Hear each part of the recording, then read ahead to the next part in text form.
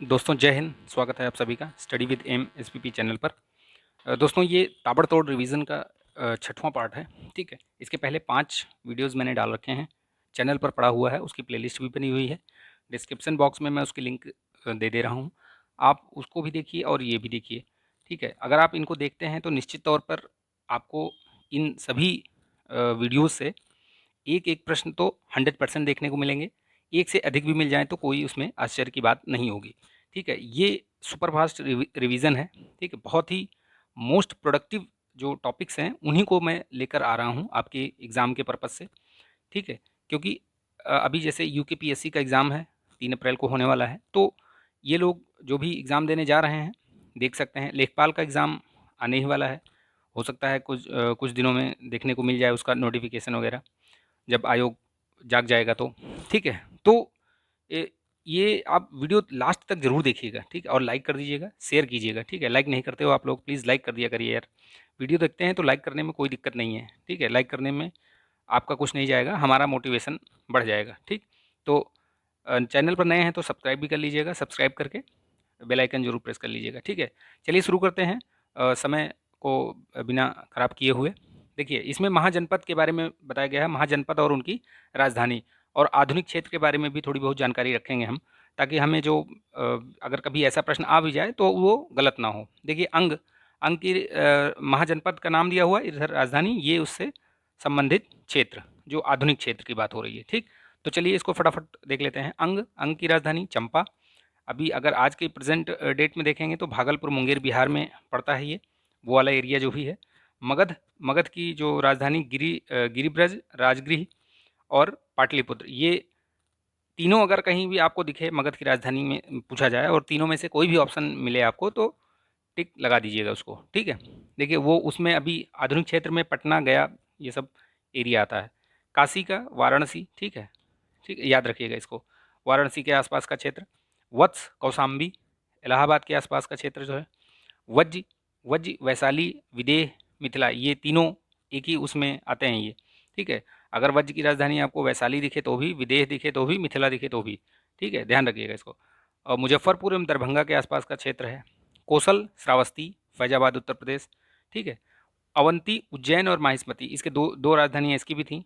ठीक है, उज्जैन एक और एक माहिष्मती, तो दोनों याद रखिएगा।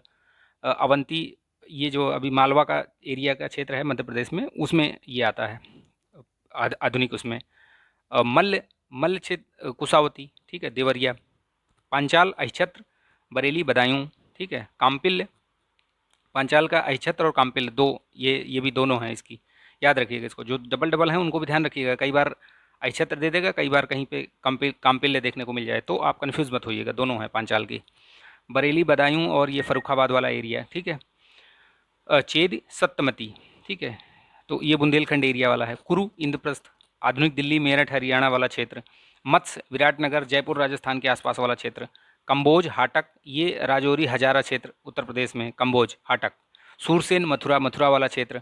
असमक, ये पोटली पोतान करके जगह नाम है, वो दोनों नाम आप कहीं भी मिल जाए, कन्फ्यूज़ मत होइएगा।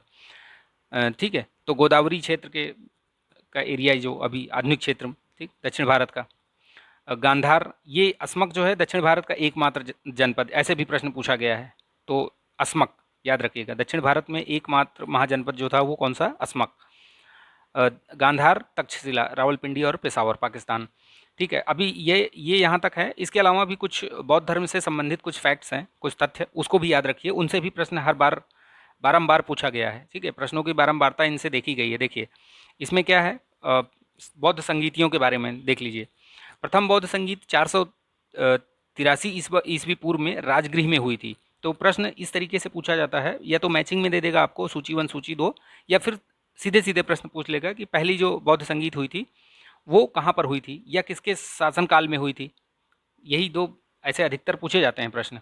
तो बौद्ध प्रथम जो है वो 483 ईस्वी पूर्व में राजगृह में हुई थी, महाकश्यप इसके अध्यक्ष थे।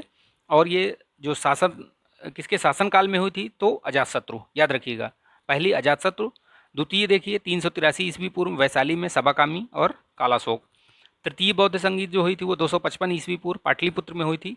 मोगलपुत्तिस इसके अध्यक्ष थे और अशोक के टाइम पे। चतुर्थ जो है वो बौद्ध संगीत ईसवी प्रथम शताब्दी में हुई थी, ठीक है, वो सब ईसवी पूर्व में हुई थी, अब ये ईसवी प्रथम शताब्दी में।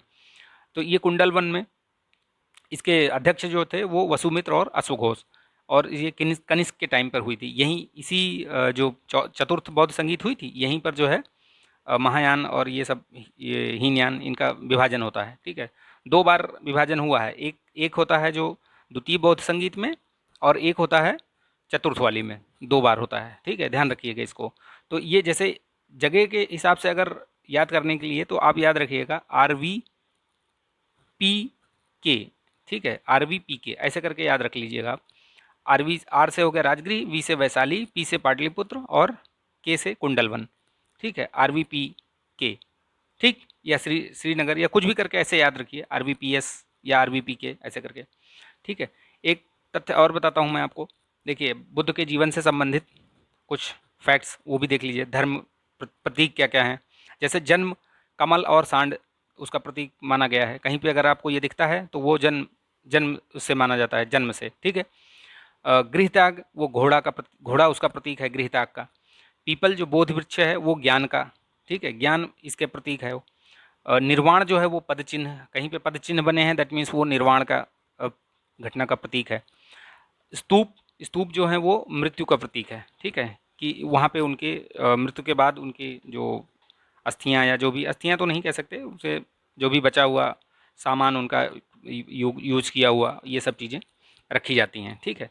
तो ये बहुत ही महत्वपूर्ण टॉपिक मैंने कवर किया है, और इस तरीके से छोटे छोटे वीडियोज़ लेकर आऊँगा मैं, आप इनको देखिए, ठीक है, लाइक कीजिए, शेयर कीजिए, आप इनको 1-2 बार देखिए, फटाफट रिवीजन करिए, आपको याद रहेगा ये सब। परीक्षा देने से पहले 3-4 बार आप अगर इनको देख लेंगे, क्योंकि बहुत बड़ी वीडियोज़ हैं नहीं, तो आपको विदिन मतलब 2-3 मिनट के अंदर ही ये सब खत्म हो जाएंगे, अगर 1.25 में देखते हैं तो, ठीक है।